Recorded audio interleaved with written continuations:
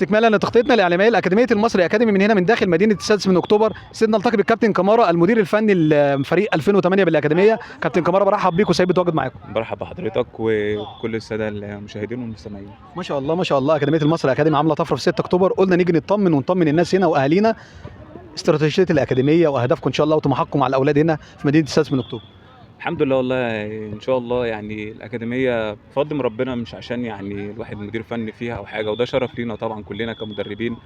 بس الحقيقه يعني انا شايف ان الاكاديميه بتقدم مستويات كويسه، سواء على المستوى التدريبي الاول بالنسبه للمدربين، تطوير المدربين. يعني قبل ما تشتغل على مرحله معينه او فئه معينه، لا انا شايف ان هي بتشتغل على المدربين اولا، ان ديت امانه ورساله انت بتاديها كابن حضرتك، كابن اي حد. بس احنا بنعتبره ابننا، مش بنعتبره مثلا ان هو ولد جاي يلعب معانا في الاكاديميه او اي حاجه يعني. زي ما حضرتك قلت، مهنه التدريب في الاكاديميات تحديدا دي امانه ورساله مهمه، شايف ثقه غاليه من اولياء الامور في اداره الاكاديميه والمدربين، الثقه دي جايه من ايه؟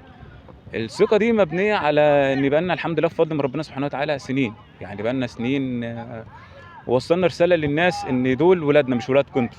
وهدف الاكاديميه هنا عندنا قبل ما يكون هدف رياضي، هو هدف ديني وهدف تربوي وهدف انشائي. يعني انشاء ان انت ازاي تصنع لعيب متكامل من كل حاجه، كمال طبعا لله والرسول وحده.